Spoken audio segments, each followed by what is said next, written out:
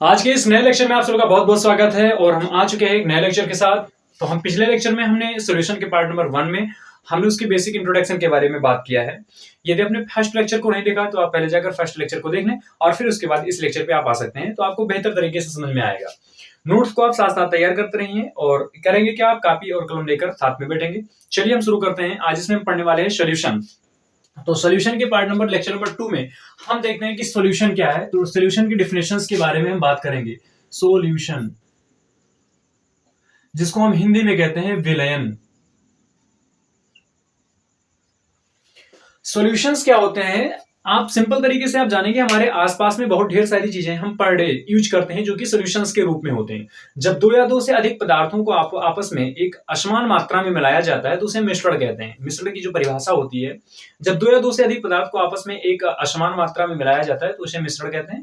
और उसी चीज को जब हम फिक्स्ड अमाउंट में मिला देते हैं, फिक्स्ड मोल में मिला देते हैं, तो उसे क्या कहते हैं, कंपाउंड कहते हैं। तो बात शुरू करते हैं कि जब दो या दो से अधिक पदार्थों को आपस में मिलाने पर जो समांगी मिश्रण बनता है उसी को हम विलयन कहते हैं, या उसी को हम सत्य विलयन कहते हैं, ट्रू सॉल्यूशन कहते हैं। तो इस चीज को, परिभाषा को यहां पर मेंशन कर देते हैं कि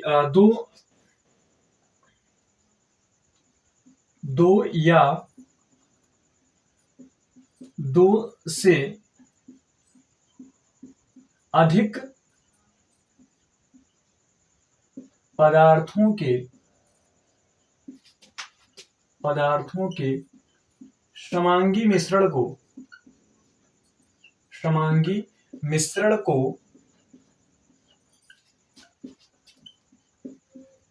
समांगी मिश्रण को विलयन कहते हैं।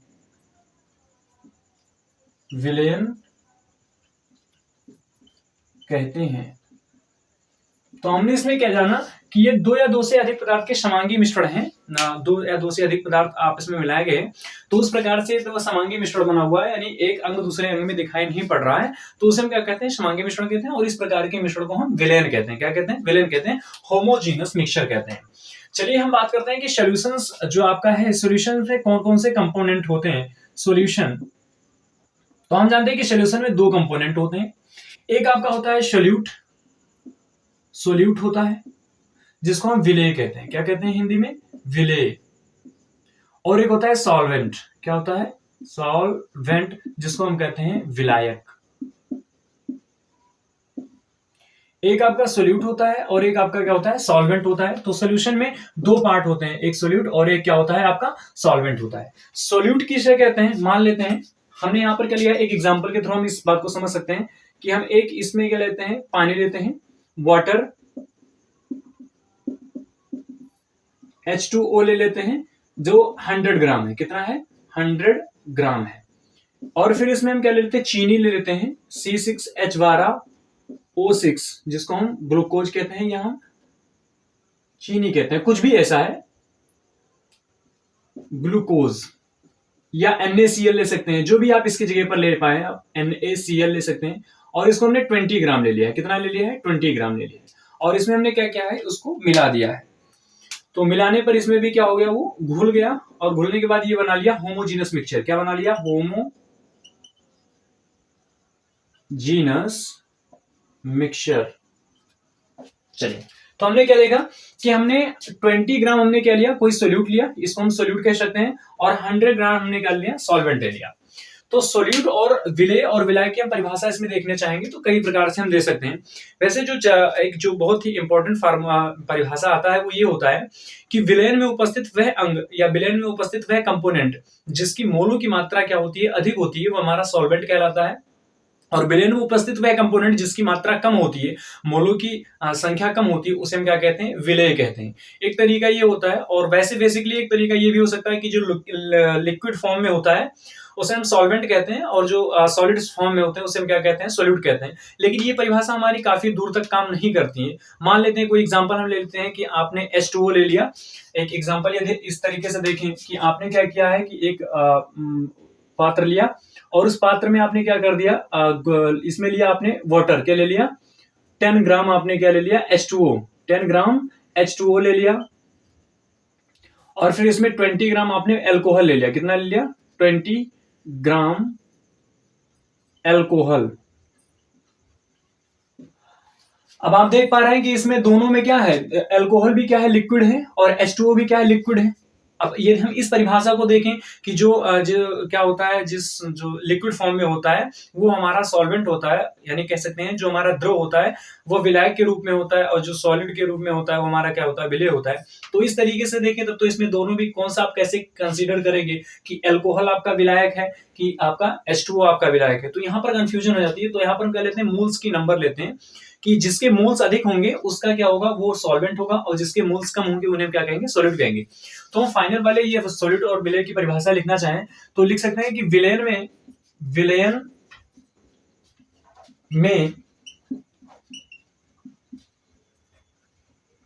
में जो घटक के मोलों की संख्या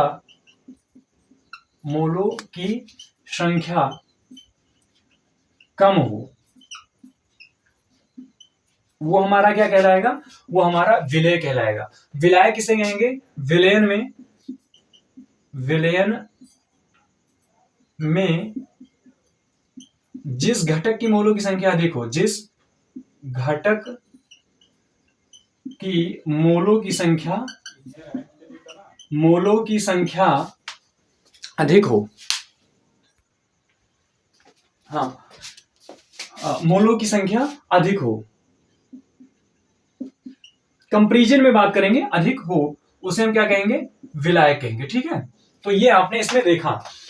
तो अब इसमें देख पा रहे हैं हम, कंसीडर कर सकते हैं बड़े आराम से कि अल्कोहल इसमें क्या होगा, सॉल्वेंट हो जाएगा, क्योंकि 20 ग्राम है, इसमें मोलों की संख्या क्या अधिक है, तो इसको हम कैसे कह सकते हैं कि अल्कोहल जो इसमें है आपका वो क्या है, विलायक है, जिसको हम सॉल्वेंट कहते हैं, और ये आपका क्या है, विलेय है, ये आपका क्या है, विलेय है, क्योंकि ये 10 ग्राम है।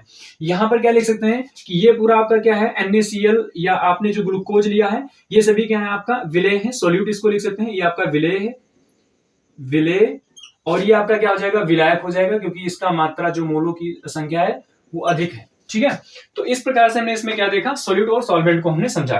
तो आई होप आपको ये दो चीजें समझ में आएंगी। पहली परिभाषा इसको आपने देखा, जिसमें मोलों की संख्या, विलेयन में जिसकी मोलों की संख्या अधिक होगी वह आपका सॉल्वेंट होगा, और जिसकी मोलों की संख्या कम होगी वो आपका क्या होगा, सॉल्यूट होगा। जैसे कि हमने इसमें देखा 100 ग्राम H2O आपका सॉल्वेंट है, विलायक है, और जो आपका 20 ग्राम है वो आपका क्या है, विलेय है। चलिए, ये आपने अब इसको क्लियर कर लिया होगा। अब इसमें हम पढ़ लेते हैं सॉल्यूट और सॉल्वेंट के कितने प्रकार, मतलब सॉल्यूशन कितने प्रकार के होते हैं, how many types of solutions.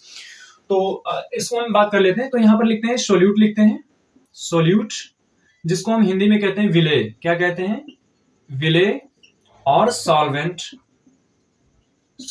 जिसको हम क्या कहते हैं, विलायक कहते हैं। यहां पर हम लिखते हैं विलयन, ये आपके सॉल्यूशन होगा। सॉल्यूशन को हम शॉर्टकट में ऐसे लिखेंगे। ठीक है, चलिए देखते हैं, यदि हम क्या करते हैं कि एक विलेय, इसमें कई ढेर सारे कंपोनेंट हम मिला सकते हैं ना। जैसे आप शरबत बनाते हैं तो शरबत में क्या करते हैं, आप पानी लगाते हैं, पानी डालते हैं, फिर उसके बाद उसमें चीनी डालते हैं, तो पानी तो आपका सॉल्वेंट हो गया, उसके बाद जो आप चीनी डालते हैं वो आपका विलेय हो गया, फिर उसमें आप नींबू भी डाल देते हैं, ये भी आपका विलेय हो गया, फिर उसमें नमक डालते हैं, ये भी आपका विलेय हो गया। तो आप देख सकते हैं कि किसी भी सॉल्वेंट में, किसी भी विलेयर में जो विलायक होगा वो सिर्फ एक ही होगा। हम हमेशा विलेन में विलायक को एक ही लेंगे, लेकिन उसमें विलेय एक भी हो सकता है, दो भी हो सकता है, तीन भी हो सकता है, चार भी हो सकता है। अब इस आधार पर हमने विलेन को कई भागों में बांटा है कि यदि आपके जो सॉल्यूट हैं वो एक हो, कितना हो, एक हो सॉल्यूट, और सॉल्वेंट तो ऑलवेज आपका एक ही रहेगा, तो आपका जो सोल्यूशन कहलाएगा वो बाइनरी सोल्यूशन कहलाएगा। क्या कहलाएगा, बाइनरी सॉल्यूशन कहलाएगा। बाइनरी सॉल्यूशन को हिंदी में कहते हैं द्विअंगी विलयन। क्या कहते हैं, द्विअंगी विलयन। फिर इसमें क्या करें, सोल्यूट मान लेते हैं, दो हो गया। जैसे हमने पानी में क्या किया, नमक डाला और चीनी भी डाल दिया, तो अब यहां पर हमारा सोल्यूट कितने हो जाएंगे, 2 हो जाएंगे, लेकिन सॉल्वेंट हमारा कितना रहेगा, एक ही रहेगा। तो 2 और प्लस 1 मिलकर 3 हो गया। तो इसको हम कह देते हैं टरशरी कह देते हैं। क्या कर देते हैं, टरसरी सॉल्यूशन। इसको कहते हैं त्रिअंगी विलयन। क्या कह देते हैं इसको हम, त्रिअंगी विलयन। फिर हम क्या करते हैं, सोल्यूट में हम इसमें सोल्यूट को हम 3 ले लेते हैं, कितना लेते हैं, 3 ले लेते हैं, और हमारा सॉल्वेंट तो हम हमेशा क्या होगा, विलायक जो होगा वो हमेशा एक ही होगा। तो ये क्या हो जाएगा, हमारा क्वार्टररी हो जाएगा, क्वार्टररी सॉल्यूशन इसको इंग्लिश में कहते हैं, यानी चतुर्थ अंगी अंगी विलयन। चलिए, तो इस प्रकार से आपके सॉल्यूशंस आ जाएंगे। और आपको ध्यान रखना है, एक नोट पॉइंट आप करके यहां पर लिख सकते हैं, कहीं मेंशन कर सकते हैं, नोट पॉइंट में लिख सकते हैं कि विलयन में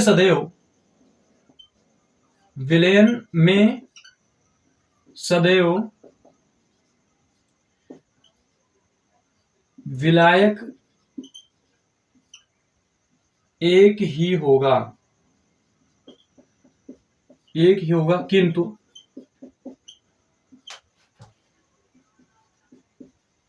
विलेय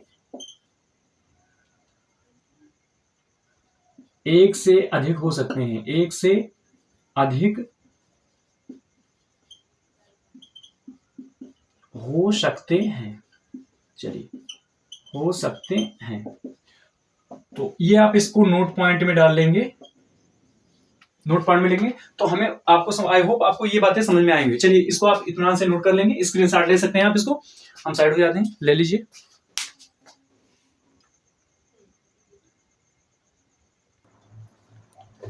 चलिए, अब इसको हम देख लेते हैं। हमने टाइम को बचाने के लिए क्या किया है कि पहले से इसको ऑलरेडी लिख दिया है।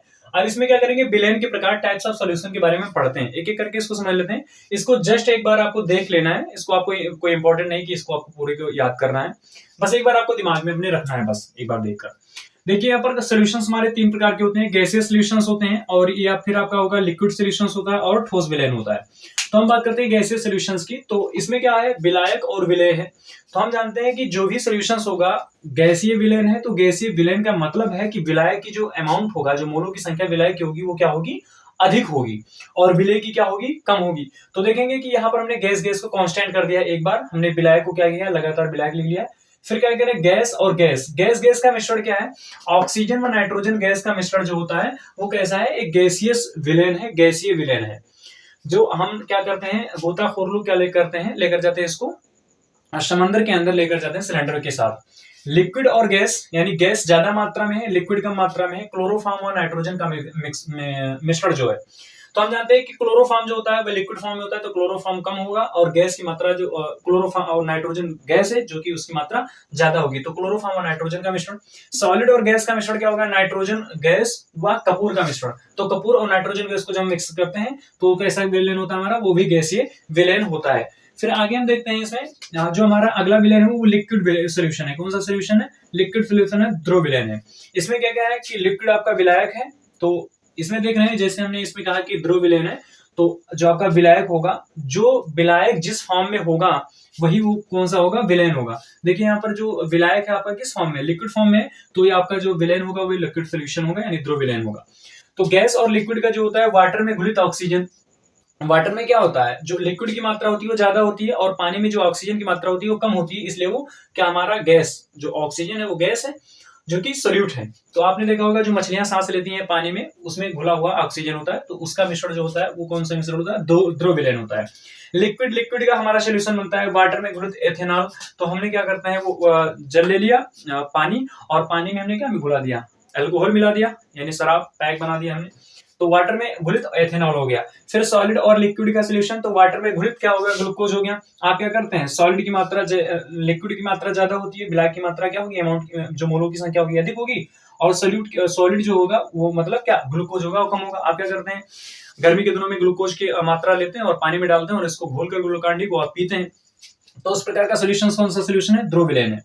फिर अगला हम बात करते हैं, अगला हमारा सोल्यूशन आता है सॉलिड सोल्यूशन आता है, और सॉलिड सोल्यूशन से हमारा कौन सा सोल्यूशन हो जाता है, ये जो आपका सोल्यूशन है, इसमें हम जरा बात कर लेते हैं। तो सॉलिड और गैस का सोल्यूशन है, तो सॉलिड और गैस के सोल्यूशन में जो सॉलिड की मात्रा अधिक होगी और गैस की मात्रा कम होगी, लेकिन यहाँ पर इस केस में क्या होता है, हमेशा हाइड्रोजन की जो मात्रा होती है वो अधिक होगी, क्योंकि इसमें हाइड्रोजन क्या है, गैस जो है वो सोल्यूट है। तो इसमें इस वाले केस में स्टार केस लगा दीजिए इसमें।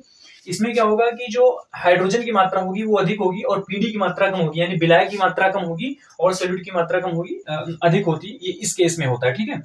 लिक्विड व सॉलिड का विलयन जो होगा, तो सोडियम का Hg के साथ अमलगम, हम जानते हैं जो पारा होता है रूम टेम्परेचर पे क्या होता है, लिक्विड होता है, तो Na और Hg का जो के साथ अमलगम बनाता है। तो Hg के साथ आप किसी भी धातु में मिला देते हैं तो वो अमलगम बन जाता है, जैसे सोडियम मिला दिया तो ये आपका सोडियम अमलगम बन जाएगा। धात्विक अमलगम है और इसके साथ मैग्नीशियम मिला दिया तो मैग्नीशियम अमलगम बन जाएगा, जिंक मिला दिया तो जिंक अमलगम हो जाएगा। तो इस प्रकार से अमलगम ये आपका तैयार हो जाता है।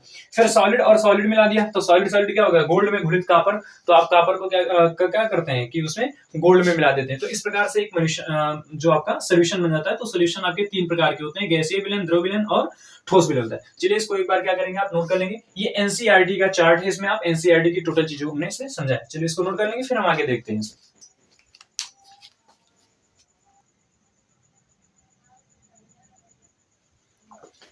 चलिए इसमें देखते हैं जलीय विलयन क्या है। जलीय विलयन ऐसे लिखा रहता है जो आपकी न्यूमेरिकल वैल्यू में काम आएगा। जैसे लिखा है आपका एक्वस NaOH, क्या लिखा हुआ है, एक्वस KOH ले सकते हैं या NaOH ले सकते हैं। तो एक्वस KOH का मतलब क्या हुआ कि ये जो है जलीय KOH है, यानी कहने का मतलब है जो इसमें है वो आपका KOH जो है, KOH विलेय है। क्या है, KOH विलेय है। और जो इसमें वाटर है H2O, वो आपका क्या है, विलायक के फॉर्म में। किस फॉर्म में है, विलायक के फॉर्म में है। तो जब भी एक्वस लिखा रहे तो एक्वस का आप समझिए कि इसमें सॉल्वेंट जो होगा, विलायक जो होगा, चलिए इसको आपने देखा होगा। तो इसमें क्या है, एक्वस KOH का मतलब है कि KOH जो अब इसका इसमें क्या है, विलेय है, और H2O जो है आपका क्या है, विलायक है। तो एक बात को आप यहाँ पर नोट पॉइंट कर सकते हैं कि जलीय विलयन में H2O हमेशा विलायक के रूप में होता है, विलायक के रूप में होता है। और भी आप लिख सकते हैं एक्वस H2SO4, एक्वस H2SO4। इसमें मतलब क्या है कि H2SO4 विलेय है और जल विलायक है। ठीक है, तो इसको आप नोट कर लेंगे, नोट किया होगा आपने इसको।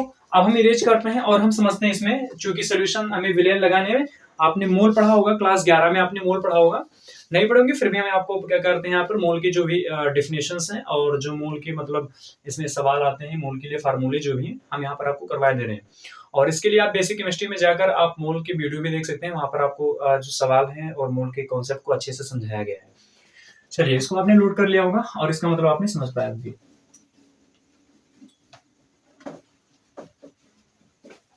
चलिए हम शुरू करते हैं मोल। मोल के बारे में बात कर लेते हैं। मोल, देखिए बेसिकली मोल है क्या, मोल एक आवागैड्रो नंबर के बराबर होता है। एक मोल बराबर होता है Na इक्वल टू होता है, कितना होता है, 6.022 इंटू 10⁻23 पार्टिकल्स। इसमें क्या हो सकता है, आपका एटम हो सकता है, मॉलिक्यूल हो सकता है यानी अणु हो सकता है, मॉलिक्यूल एंड आयंस हो सकते हैं। ठीक है, इसमें आपके कुछ फार्मूला है, उस फार्मूलों को हम क्या करते हैं इसमें देख लेते हैं। ठीक, कौन कौन से फार्मूले, 3 फार्मूले आपके बेसिक तौर पे, 3 मोल्स के फार्मूले। एक होता है आपका मोल बराबर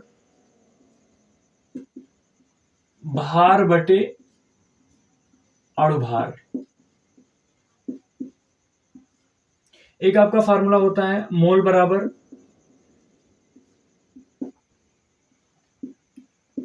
कणों की संख्या बटे आवागाद्रो संख्या, आवागाद्रो की संख्या।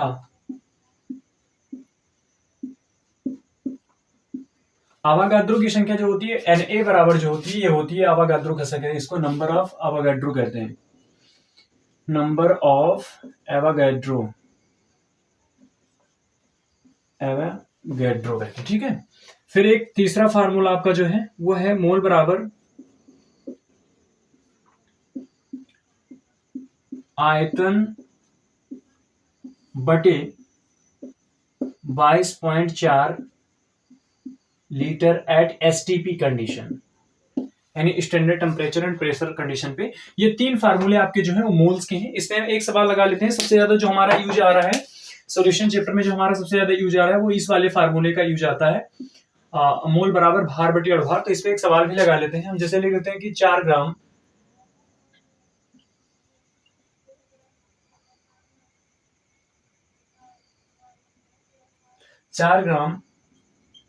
CH4 में मोलों की संख्या ज्ञात कीजिए। में मोलों की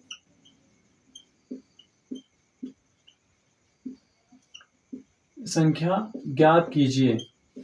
एक सवाल इस पे ले लेते हैं, ठीक है, ये क्वेश्चन है।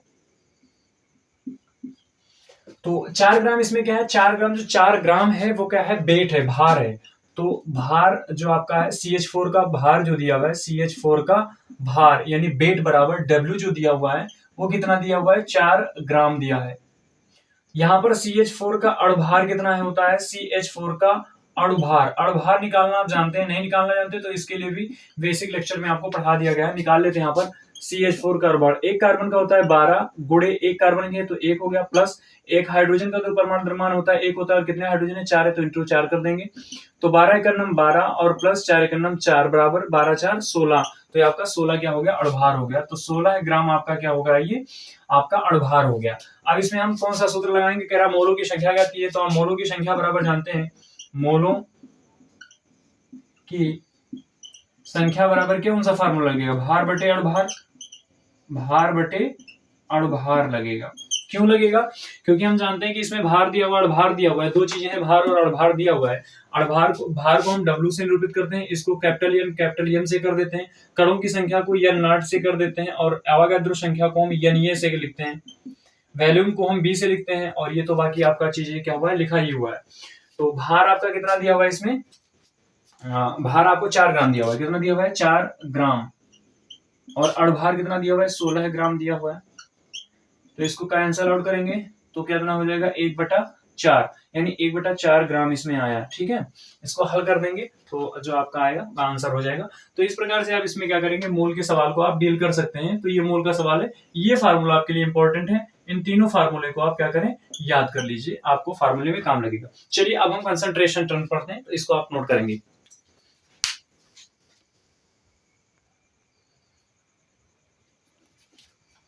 चलिए कंसेंट्रेशन टर्म्स देख लेते हैं। विलेन की सांद्रता पद यानी विलेन की सांद्रता को ज्ञात करने की कितनी कितनी विधियां हैं। तो सभी विधियां लगभग एक ही जैसे होती हैं, वो उनके क्या होते हैं, मैटर्स जो होते हैं वो अलग होते हैं। तो इसमें हम देख लेते हैं कौन कौन सी विधियां हमें कंसेंट्रेशन में। तो पहली विधि जो है वो मोलरता है। क्या है, मोलरता, जिसको इंग्लिश में हम कहते हैं मोलैरिटी, मोलैरिटी।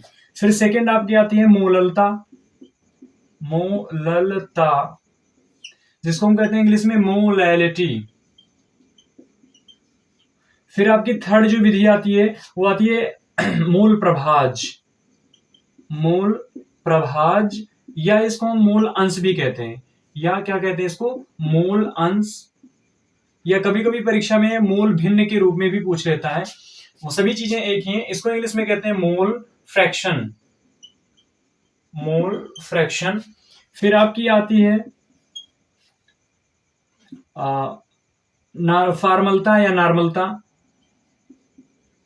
नॉर्मलता, इंग्लिश में इसको कहते हैं नॉर्मैलिटी।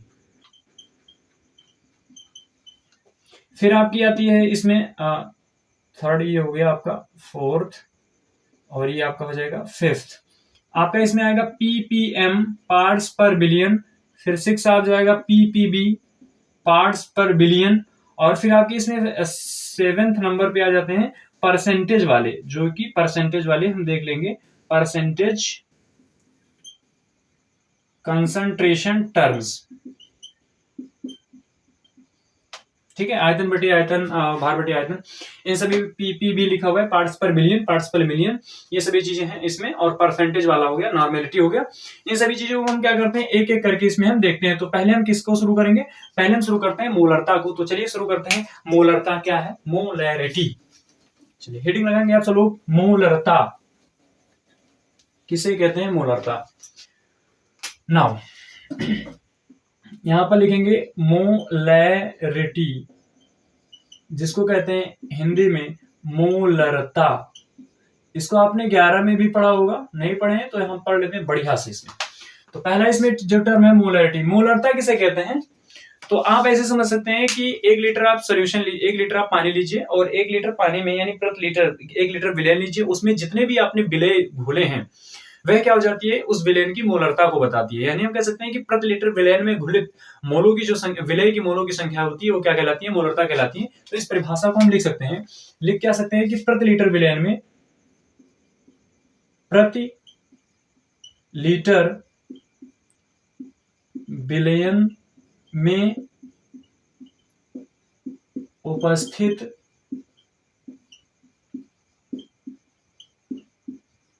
विलेय की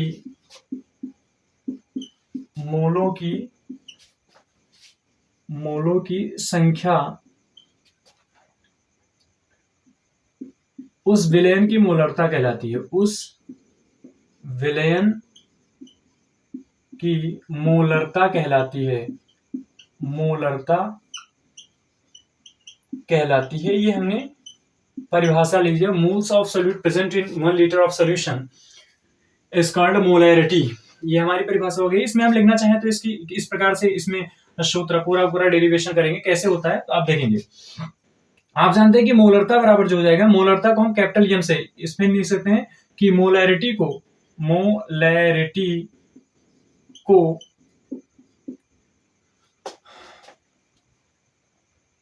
कैपिटल एम से व्यक्त करते हैं, कैपिटल एम से क्या करते हैं, इसको हम व्यक्त करते हैं। चलिए शुरू करते हैं। अब यहां पर हम क्या करते हैं, मोलरता की परिभाषा हमको लिखना है, तो मोलरता बराबर मोलरता, जिसको हम कैपिटल एम से लिखते हैं, मोलरता बराबर क्या हो जाएगा, आप जस्ट इसको उल्टा पढ़ते चले जाएगा। मोलरता बराबर क्या हो जाएगा, विलेय की मोलों की संख्या, विलेय की मोलों की संख्या, तो ऊपर लिख दीजिए आप विलेय की मोलों की संख्या, विलेय की मोलों की संख्या, विलेय की मोलों की संख्या बटे, फिर क्या कह रहा, प्रति लीटर विलेन में उपस्थित, तो विलेन में नीचे कर दीजिए आप, विलेन का आयतन, किसमें लिख देंगे आप, विलेन का आयतन, और ये किसमें होगा, लीटर में होगा। तो आपने जो इसमें परिभाषा में लिखा उसी को आपने क्या कर दिया, यहाँ पर आपने फार्मूला के रूप में बना दिया कि प्रति लीटर विलेन में उपस्थित मोलों की संख्या क्या कहलाती है, मोलरता कहलाती है। अब इसको आप इस प्रकार से हल कर सकते हैं, मोलरता को हम स्मॉल एम से लिखते हैं, किससे लिखते हैं, स्मॉल एम से। और अब आप जानते हैं कि विलेन की मोलों की संख्या क्या हो जाएगी, विलेय की मोलों की संख्या बराबर भार बटे अणुभार, अभी हमने लिखा था भार बटे अणुभार, तो विलेय की मोलों की संख्या भार बटे अणुभार लिखते हैं, और विलेय को हम लिख सकते हैं एन सोल्यूट। ये एन सोल्यूट मतलब विलेय की मोलों की संख्या, एस फॉर सोल्यूट हो गया, और मोलों की संख्या को हमने एन से कर दिया, बटे विलेन का आयतन लीटर में, तो वी सोल्यूशन आप नीचे लिख दीजिए, बी सोल्यूशन, और ये किसमें हो जाएगा आपका, लीटर में हो जाएगा। ठीक है, अब इसमें हम क्या आगे कर सकते हैं, कैपिटल एम इक्वल टू है, ये capital M equal to N सोल्यूट का मतलब क्या होता है, विलेय की मोलों की संख्या को हम लिख सकते हैं भार बटे अणुभार। हम जानते हैं ना कि विलेय की, हमने एक परिभाषा भी पढ़ी है कि मोल की संख्या बराबर क्या हो जाता है, मोल की संख्या बराबर, मोल बराबर क्या होता है, भार बटे अणुभार। ये अपने हम अभी परिभाषा को क्या किया है, पढ़ा है। तो विलेय की भार लिखा हुआ है, तो विलेय का भार बटे विलेय का अणुभार हो जाएगा, तो इसमें क्या हो जाएगा, डब्ल्यू सोल्यूट बटे यम सोल्यूट, यानी मोलर मास ऑफ सोल्यूट, तो मास ऑफ सोल्यूट लिख सकते हैं ना, और बटे क्या कर सकते हैं, वी सोल्यूशन लिख सकते हैं, क्या लिख सकते हैं, वी सोल्यूशन, और ये किसमें है, लीटर में है। अब इसको हमें क्या करना होगा, एमएल में चेंज करना होगा, तो आप क्या लिख सकते हैं, डब्ल्यू सोल्यूट बटे विलेय का अणुभार, तो यहां पर आप इसको लिख सकते हैं यम सोल्यूट भी लिख सकते हैं। ठीक है, अपान क्या हो जाएगा, विलेन का आयतन लीटर में, तो वी सोल्यूशन, और इसको आप 1000 से आप यदि क्या कर देंगे, डिवाइड कर देते हैं ना, तो ये किसमें हो जाएगा, एमएल में हो जाएगा। अब इसको आप यदि आप सही प्रकार से लिखना चाहेंगे, तो ये capital N capital N capital M, तो आप क्या करेंगे, मल्टीप्लाई करेंगे, यहां से इससे हो जाएगा, ये वाला इससे हो जाएगा, तो ये क्या बन जाएगा, फाइनल आपका हो जाएगा m इक्वल टू क्या हो जाएगा, W सोल्यूट इंटू 1000, और बटे क्या हो जाएगा, मास ऑफ सोल्यूट, यानी विलेय का अणुभार, और इंटू क्या हो जाएगा, V सॉल्यूशन, और ये V सॉल्यूशन किस में रहेगा आपका, ml में रहेगा, ठीक है। तो ये आपने क्या कर दिया, ये पूरा का पूरा फार्मूला आपने डिराइव कर लिया। ये है आपका फार्मूला, इस पे आप रखकर लगाएंगे। जहां पर आप लिख सकते हैं यम बराबर क्या है, यहां पर दिखेगा, नहीं दिखेगा, चलिए हम इसको इधर लिख देते हैं। यम बराबर क्या है, मोलरता, डब्लू सोल्यूट क्या है, डब्लू सोल्यूट ये विलेय का भार है, विलेय का भार। एम सोल्यूट क्या है, विलेय का अणुभार, विलेय का अणुभार। बी सोल्यूशन क्या है, विलयन का आयतन, बी सोल्यूशन क्या है, विलयन का आयतन, ठीक है। ये जहां करके हमने क्या कर दिया, लिख दिया, जहां पर इस जो फार्मूले में है ये चीजें क्या क्या है, तो उसको आपने लिख दिया। चलिए ये पूरा का पूरा आप इसको लिख देंगे। आई होप आपको ये समझ में आया होगा।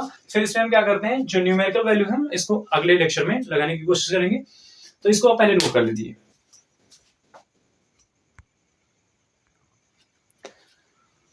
आई होप आपने इसको नोट कर लिया होगा और आपको ये चीजें समझ में आई होंगी, पूरी परिभाषा आपको आपने देखा होगा। इसको ये थोड़ा कम समझ में आया तो इसको आप क्या करेंगे, एक बार रिवीजन कर सकते हैं, दोबारा वीडियो हम देख सकते हैं।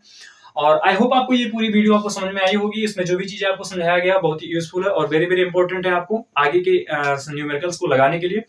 मोलैरिटी पर जो न्यूमेरिकल्स हैं वो हम अगले लेक्चर में लगाएंगे और अगले लेक्चर में हम बात करेंगे मोलैरिटी और मोल फ्रैक्शन के बारे में, इन सभी चीजों टर्म्स पर, कंसंट्रेशन टर्म पर बात करेंगे। और आप ऐसे ही बने रहिए। बहुत बहुत धन्यवाद, फिर मिलते हैं नए लेक्चर में।